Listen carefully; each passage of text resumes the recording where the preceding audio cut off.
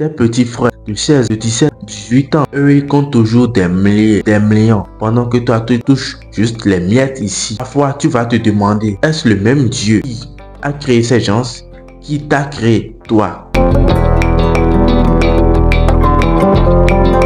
Non, non, non, ce n'est pas que j'envie la vie des autres. Après avoir eu mon bac directement, je me suis dit, bon, non, je ne pouvais plus m'inscrire à l'université. Donc, je devrais aller chercher quelque chose à faire. Au lieu de rester là, compter toujours sur maman. Non, à un moment, maman aussi sera fatiguée parce qu'elle a les charges. Elle doit payer ses loyers, les factures, tout et tout. Elle va finir tout ça et viendra dire pour toi, tu vas manger, tu vas te vêtir, les documents qui seront payés à l'université.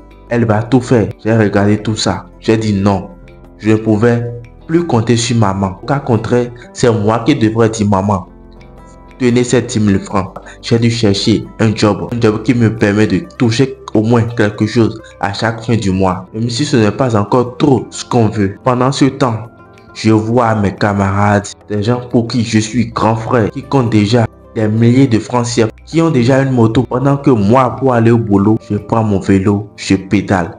Je suis avec sueur un peu partout. Avant d'arriver au boulot, il y a déjà sueur un peu partout. Ça me fatigue.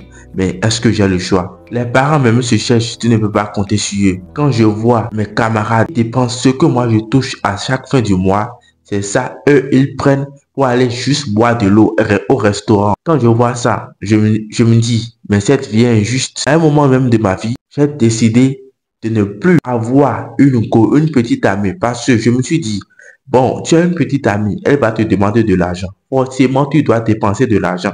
Bébé, fais-moi dépôt, donne-moi 5 000 francs, donne-moi 2 000 francs, donne-moi 3 000 francs, 1 000 francs. Est-ce que toi-même, tu as déjà trouvé à manger? Pendant que ton père est là-bas et est en train de souffrir, toi, tu vas donner de l'argent à une petite fille ici.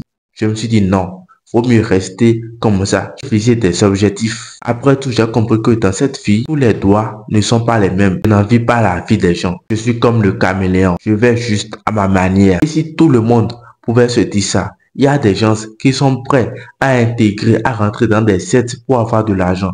Parce que quoi? L'âge évolue. L'âge évolue. L'âge augmente. L'âge évolue de jour en jour. Mais il n'y a aucune évolution. Ils ne voient aucun changement. Et là, ils se disent que c'est trop tard. Ils doivent aller chercher de l'argent. Si l'argent ne vient pas légalement, ça va venir illégalement. Ils sont prêts à se jeter dans des trucs misérables, dans des trucs mystérieux, mystiques pour juste avoir de l'argent. Mais ce n'est pas le bon choix. Au final, ça finit par se retourner sur soi-même. Au final, ça devient un regret. Alors, si toi, tu suis cette vidéo, tu es peut-être dans mon cas ou tu es hors de mon cas et ton cas est plus grave que moi, mon cas. Aujourd'hui, moi, je remercie beaucoup Dieu parce que je me dis, au moins, je ne demande pas de l'argent à quelqu'un avant de manger. Je suis moi-même. Je fais avec ce que j'ai.